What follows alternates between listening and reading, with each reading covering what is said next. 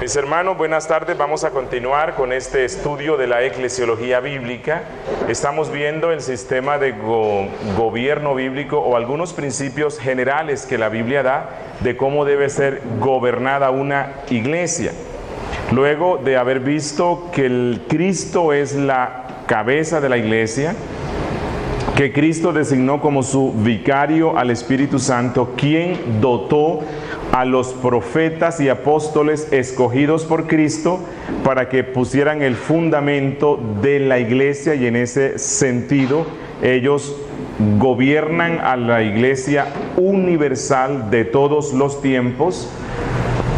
También hemos visto que los apóstoles, cuando iban a establecer el gobierno en las congregaciones locales, ordenaron ancianos, y estos ancianos son los que nosotros estamos viendo cuáles son sus calificaciones y qué es lo que la Biblia dice sobre su ministerio. Nos encontramos en la última parte de este subtema, dando algunas aclaraciones bíblicas de por qué las mujeres no pueden y no deben ser pastoras, ancianas, obispas, predicadoras, directoras de culto o las que guían la oración en la iglesia.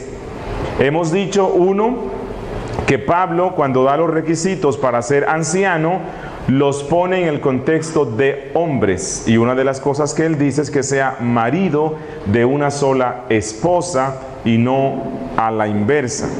2, hemos visto que Pablo da un mandato específico, claro, concreto, sin dudas, que la mujer no debe enseñar ni liderar sobre el hombre.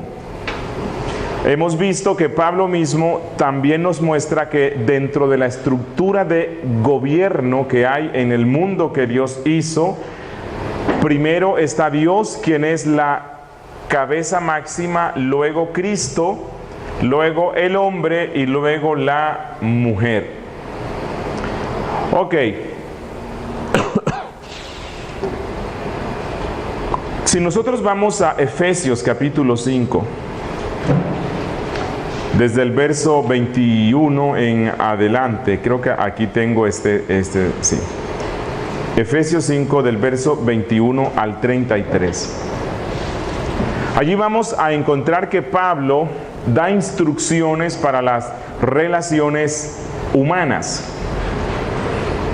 especialmente aquellas relaciones que a causa de la cercanía y cotidianidad en la que se van a dar, se presentan conflictos.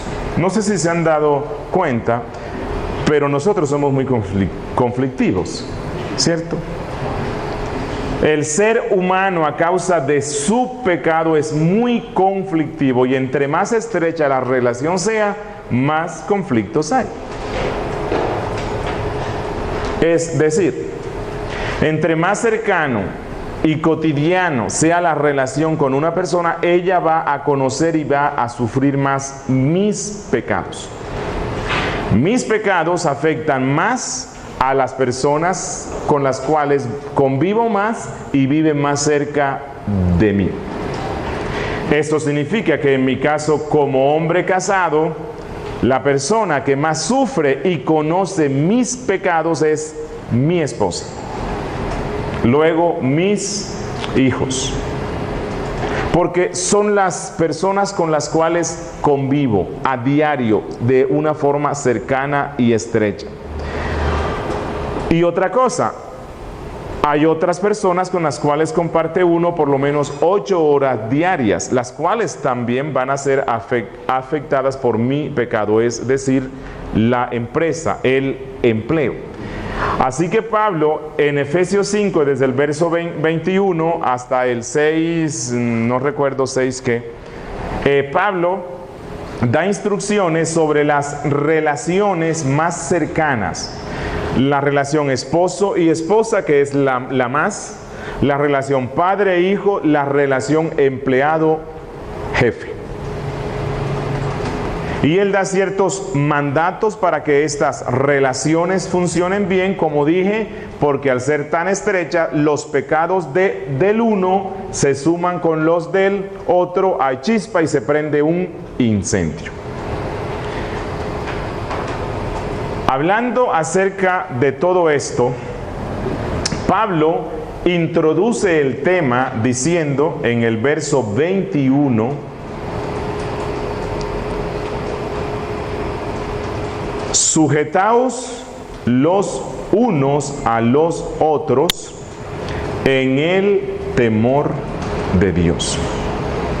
Y él dice que las relaciones del esposo con la esposa van a funcionar bien si él se sujeta en el temor de Dios. La esposa va a hacer lo que Dios quiere que ella sea si se sujeta en el temor de Dios. Los hijos van a hacer lo que Dios quiere si ellos practican esto. El empleado va a hacer esto si practica esta sujeción en el temor de Dios. Es decir, Pablo dice allí que hay un principio transversal. Hay un principio que subyace a todas las relaciones humanas en el mundo, y este principio se llama la sujeción y autoridad. Autoridad y sujeción. Y que si no se guarda esto, el resultado será caótico. Entonces, a los niños les dice que se sujeten a sus padres. A la esposa le dice que se sujete a su esposo. Que Dios le ha dado al esposo como cabeza, y el rol que le ha dado a la esposa es estar en sujeción a él. Y les quiero mostrar, ninguna dama tiene que sentirse mal. Cuando Dios le dice, cuando Pablo dice, mira, no enseñes, no vayas a ejercer liderazgo sobre los hombres, Dios no te llamó para eso, más bien es tu responsabilidad de estar en sujeción. Ninguna dama tiene que sentirse menos. Ninguna dama tiene que sentirse menoscabada por la Biblia, despreciada. Como que Dios dice que ella no puede, porque eso no es lo que significa sujeción y autoridad.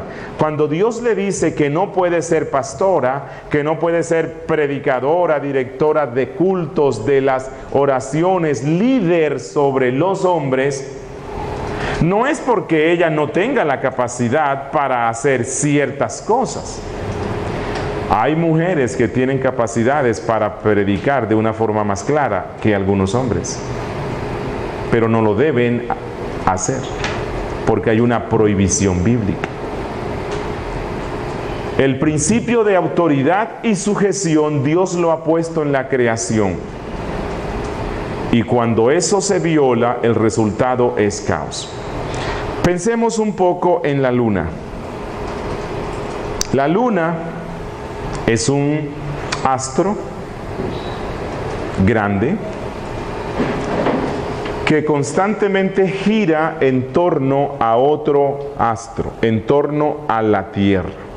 La Tierra ejerce un poder de atracción de tal forma que ella gira constantemente. La luna está supeditada a la Tierra, dándole cierta personalidad a la luna. ¿Qué tal que un día a la luna se le diera por pensar, oiga, pero qué tonta soy, ¿no? Dándole vuelta a ese astro, si yo también soy astro. La Tierra se beneficia de lo que le doy yo. Voy a salirme de esta órbita y voy a irme para otro lado.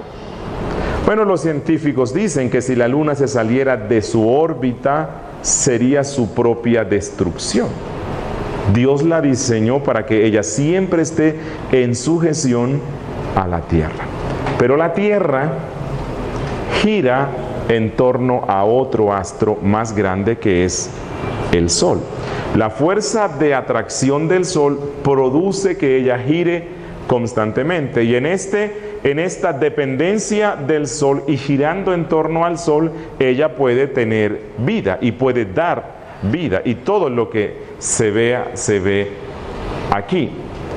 Y lo mismo, si la Tierra decidiera un día salirse de su órbita, la ciencia dice, será su propia destrucción. Y a la misma vez el Sol forma parte de un sistema más grande. En la creación vemos el principio autoridad, sujeción. Esto no es algo que se inventó Pablo, esto no es algo que se inventó algún machista, no, es un principio que Dios puso, y cuando las cosas funcionan así como las estableció Dios, todo marcha bien. Ahora, este principio de autoridad y sujeción no solamente rige en la creación, este principio de autoridad y sujeción también está dentro de la esencia de Dios. En las relaciones intratrinitarias también se da este principio. El credo de Calcedonia dice que el Espíritu Santo procede del Padre y del Hijo, dando a entender que el Espíritu Santo de manera especial está en sujeción al Hijo. Y eso es lo que la Biblia dice. Cristo dijo, y yo os enviaré al Consolador. ¿Quién lo iba a enviar? Cristo. Y el Espíritu Santo iba a aceptar la orden de Cristo. Y Cristo dice, y Él tomará lo mío y lo hará saber a ustedes. El Espíritu Santo vino a glorificar a Cristo, es lo que Él dice, y Él me glorificará. El Espíritu Santo tiene la misión sagrada en esta tierra de aplicar la obra de Cristo y hacer lo que Cristo le dijo que hiciera. ¿Qué es más eso que sujeción? El Espíritu Santo está en esta tierra sujeto a Cristo. Él no vino a exaltarse a sí mismo, aunque Él es Dios. Y Él es digno de exaltación y Él es digno de adoración. Una iglesia, entre más llena esté del Espíritu Santo, más hablará, no del Espíritu Santo, sino de Cristo. Porque la misión principal del Espíritu Santo es exaltar a Cristo. Una iglesia llena del Espíritu Santo es una iglesia cristocéntrica en todo. Se deleita en hablar, exaltar y orar a Cristo. Pregunta: ¿es el Espíritu Santo inferior a Cristo? No, Él es Dios. El mismo credo dice coeterno. El Espíritu Santo es coeterno con el Hijo. Él es Dios. Pero la Biblia misma nos dice que Cristo está sujeto al Padre. Y ya creo que les dije esto. Cristo dijo, vine a hacer la voluntad de mi Padre. Padre, hice todo lo que me ordenaste que hiciera. Hice las obras del Padre. Padre, glorifícame con la gloria que tuve al principio, porque hice todo lo que me dijiste que hiciera. El Hijo se sujeta al Padre. Pregunto, ¿es el Hijo inferior al Padre? No, es Dios también. Coeterno, coigual con el Padre y con el Espíritu Santo. Por lo tanto, si en Dios mismo existe este principio, ¿cómo es que en las relaciones humanas, donde Dios también estableció este principio, algunos van a protestar y van a decir, Dios, pero es que te equivocaste? ¿Por qué una mujer que tiene las mismas capacidades que un hombre no puede ejercer autoridad? Porque hay un principio de autoridad y sujeción que Dios mismo tiene en Él, que lo puso en la creación y que lo dio a las relaciones humanas y lo dio a la iglesia. Y Dios ha dicho, prohíbo a la mujer enseñar o ejercer dominio sobre el hombre. No puede ser pastora, no puede ser predicadora, no puede ser directora de culto, no puede dirigir las oraciones en el culto. Esto es lo que la Biblia dice. Pero como le respondía a alguien aquí que le dije que íbamos a continuar con eso, Algunas de las damas que hoy día se atribuyen, usurpan ese rol de pastoras, ellas toman como su bandera a Débora. Y dicen, es que en la Biblia se nos muestra a algunas mujeres que llegaron a ser líderes. En el caso de Débora, llegó a ser jueza y profeta del pueblo.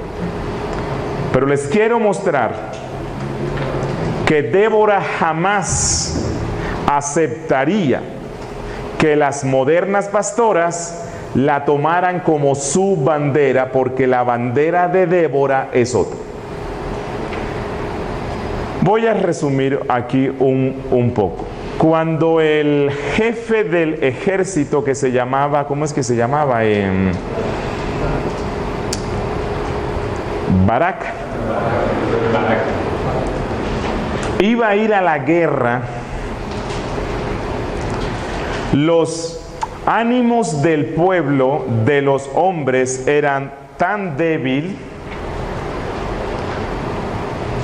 y creo que esa fue una de las razones por las cuales Dios tuvo que levantar a una dama para que estuviera en una función que le correspondía a hombres. Los hombres de ese tiempo no servían para nada, eran mequetrefes, pusilánimes.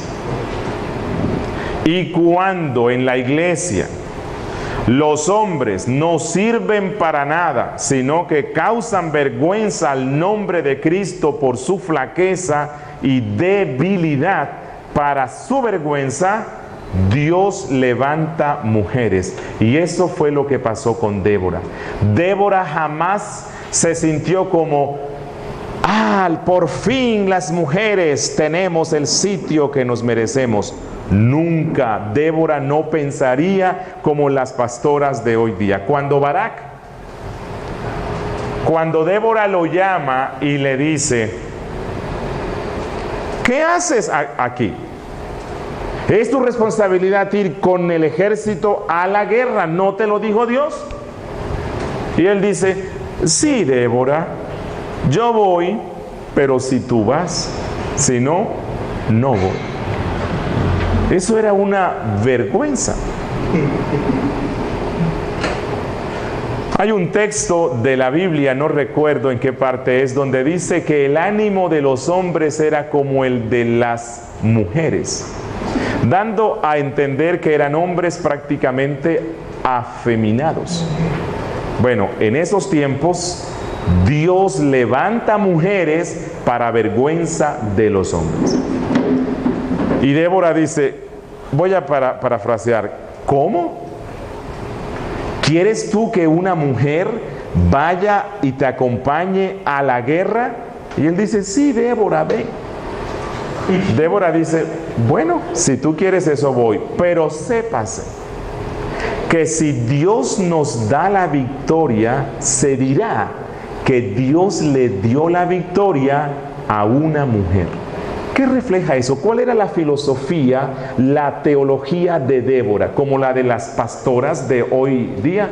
No, todo lo contrario. Ella era consciente que estaba en un lugar que no era adecuado para las mujeres, pero que Dios la había puesto allí para avergonzar a los hombres. Una iglesia que tiene una mujer como pastora es una iglesia donde los hombres están en vergüenza. Débora jamás se identificaría con la bandera que las pastoras pretenden tener hoy. Es contrario a los principios bíblicos. Y mire, no es que tenga nada personal contra las que se llaman así, es por el bienestar de ellas. Dios no las diseñó para eso. Dios no las llamó para eso. Dios llamó a los hombres.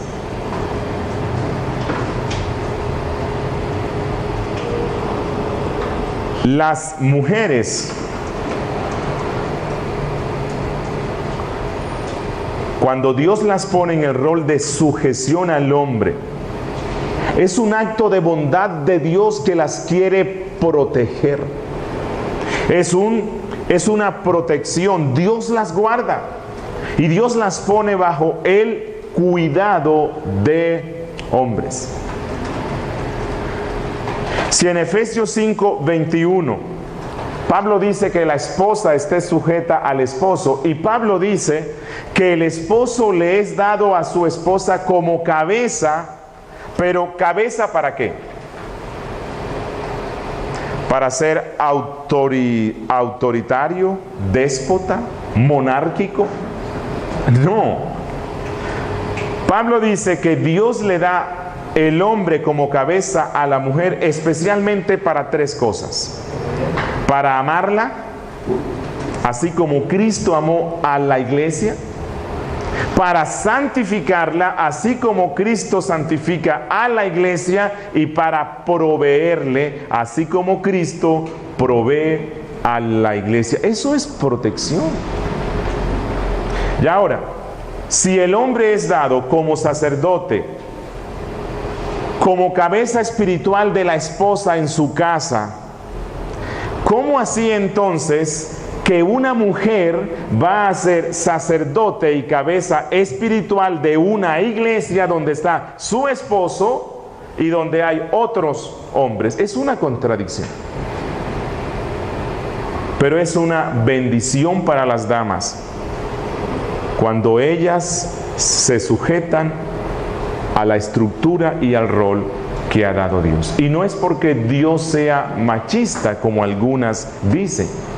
Lo que pasa es que el Dios de la Biblia es un Dios machista. No, es un Dios bueno, misericordioso. Si lo diseñó así, es porque así es mejor. Y que las damas no piensen que los hombres están en una posición mejor porque les toca eso. Eso es más duro. Ser cabeza, como la Biblia dice, ser pastor, como la Biblia dice, eso es una cosa dura, muy dura. Tanto el Antiguo como el Nuevo Testamento ofrecen abundantes evidencias de que los líderes espirituales siempre han sido hombres. Los sacerdotes hombres, los apóstoles hombres, y los ancianos y diáconos que la Biblia menciona, todos eran hombres. Por allí hay uno que otro texto que estos expertos en la distorsión usan. Y entonces que hay el nombre de un apóstol con A minúscula, que es un nombre que a lo mejor puede ser el nombre de una dama. Entonces que el Nuevo Testamento nos habla de una apóstola. Bueno, mira, usar el argumento de que hay un nombre que posiblemente puede ser nombre de dama, contrastado con todo ese río de evidencias, es como darle más importancia a un hilito de agua que corre frente a un río como el Amazonas. La Biblia tiene evidencias contundentes de que esto le fue dado a los hombres. A ver si se me pasa algo aquí. Este es otro texto. Primera a Corintios 14:34.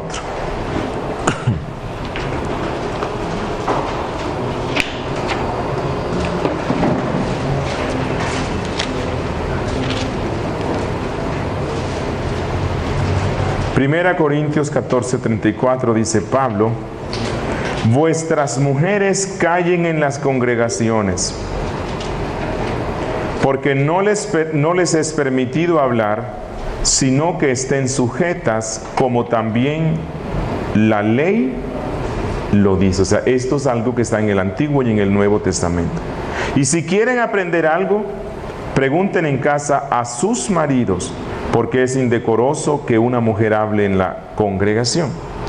Bueno, yo sé que este texto tiene ciertas complejidades, ¿no? Como por ejemplo, está diciendo que la voz de las damas no se escuche bajo ningún concepto en el culto. No creo, porque Pablo mismo luego y antes más bien habla de las damas participando en el culto. Pero Pablo aquí está diciendo dos cosas. Uno, que ya está relacionado con los otros textos que hemos visto, la responsabilidad de enseñar en la iglesia no es de las damas, sino de los hombres. Y dos, se presupone aquí que los hombres son teólogos. Mire que el texto dice que si las damas quieren aprender algo, no vayan a interrumpir el culto, no queda bien. Supongamos el pastor Roosevelt está predicando y lee este mismo capítulo que habla de la resurrección de los muertos, el 15. Y entonces él lee el texto donde Pablo dice, bueno, si Cristo no resucitó, vana es nuestra fe, somos los más dignos de conmiseración. Si Cristo no resucitó, entonces no hay resurrección de los muertos. Y si no hay resurrección de los muertos, ¿por qué se bautizan por los muertos? ¿Sí han visto ese texto, verdad? ¿O no lo han visto? Bueno, y cuando ustedes pasan por el texto, dice, clarito esto aquí, ¿no? No, ese es tal vez el texto más oscuro que la Biblia tiene, que no es fácil de interpretarlo. Y la esposa de un hermano oye que el pastor en el culto lee ese texto. Si no hay resurrección de los muertos, ¿por qué se bautizan por los muertos? Bueno, lo que Pablo dice es que la esposa, que las damas no se vayan a levantar en el culto, a interrumpir al pastor y a decirle, pastor, ¿qué significa eso? Sino que Pablo dice, cada esposa creyente que tiene un esposo creyente, tiene a un teólogo. Y ella dice, vaya a su casa y en su casa pregúntele eso a su esposo. Lo que Pablo presupone es que los esposos somos sacerdotes en nuestra casa. Que sacamos tiempo para orar, para conocer la Biblia, tiempo para instruir a nuestra esposa y a nuestros niños. Entonces, las dos cosas tienen que ir de la mano.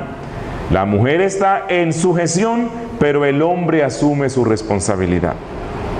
Y como dije antes, algunas mujeres usurpan ese rol a causa de la abdicación de sus esposos. Y en los pocos casos de la Biblia donde se nos menciona mujeres ejerciendo autoridad que no le correspondía, fue o por abdicación de los hombres, como pasó en el caso de Débora, o por usurpación, en el caso de Jezabel. Usurpó una responsabilidad y una función que no le correspondía. Y Pablo, allí mismo, en 1 Corintios 11:7, dice algo que suena un poquito extraño, pero que es bíblico. Dice, 1 Corintios 11:7, porque el varón no debe cubrirse la cabeza, pues él es imagen y gloria de Dios, pero la mujer es gloria del varón. Porque el varón no procede de la mujer, sino la mujer del varón, y tampoco el varón fue creado por causa de la mujer, sino la mujer por causa del varón. Por lo cual, la mujer debe tener señal de autoridad sobre su cabeza por causa de los ángeles. Ahora, ¿qué es lo que dice Pablo aquí? Que cuando Dios creó al hombre y lo puso como cabeza de su creación, de una manera particular, cuando el hombre ejerce ese señorío y es cabeza, él le está dando gloria a Dios, porque ese fue el diseño. Cuando una mujer está ocupando estas funciones de autoridad y funge como cabeza, no le está dando gloria a Dios, porque Dios no la diseñó para ese fin. El hombre es gloria de Dios y la mujer gloria del hombre. Dios puso de una manera especial al hombre para que lo representara a él, ante su esposa, sus hijos y el resto de la creación. Él es la cabeza que puso Dios y debe ser así. Cuando Él asume eso, la gloria manifestativa de Dios es exaltada. Cuando una mujer asume eso, causa la ira de Dios. Salvo que, como en el caso de Débora, Dios, con el fin de castigar a los hombres, permita que una dama se levante y ocupe ese cargo.